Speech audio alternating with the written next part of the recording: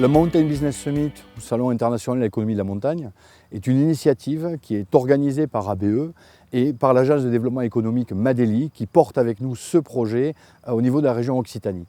On soutient le Salon international de l'économie de la montagne parce que la montagne, dans notre région, elle a une place particulière.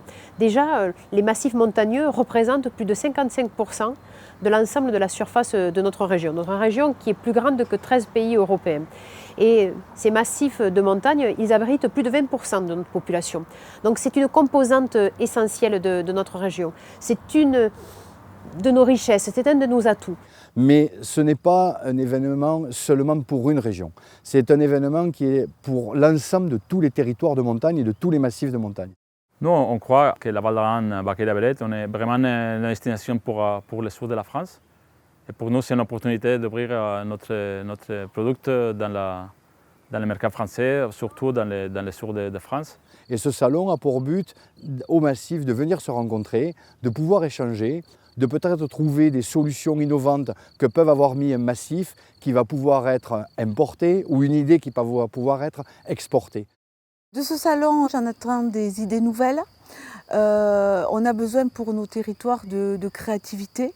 On a besoin de synergie, donc j'en attends ça, et puis bien sûr une mise en avant aussi de Saint-Bertrand-de-Comminges, puisque moi j'ai pas souvent l'occasion de pouvoir mettre mon village en avant.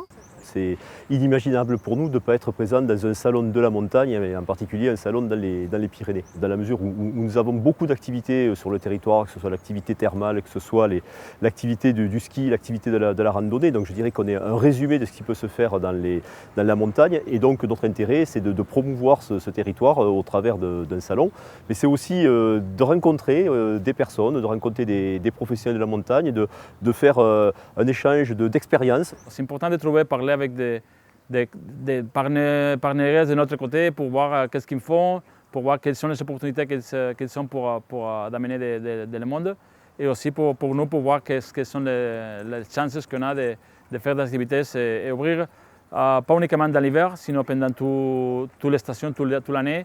La volonté, c'est que la montagne puisse jouer les 4 saisons, qu'on puisse être capable de développer des activités autant bien sur la partie d'automne, de printemps et bien évidemment sur l'été. Donc il était naturel que la région soit un partenaire significatif, un partenaire premier pour le salon de la montagne, parce que nous croyons dans la montagne. Il y a des enjeux bien sûr environnementaux, mais aussi des enjeux économiques. Ce salon va contribuer, je l'espère, au développement des entreprises et de l'économie montagnarde. Et c'est la raison pour laquelle on a décidé d'y participer.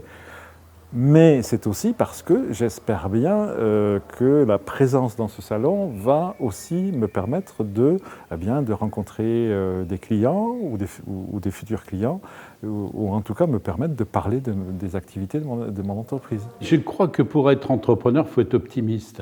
Alors là, c'est une bonne occasion de faire savoir qu'il faut arrêter de se flageller et de se dénigrer et de déprimer. Il y a des gens qui aiment bien leurs Pyrénées, qui y sont nés, qui aiment bien crapahuter.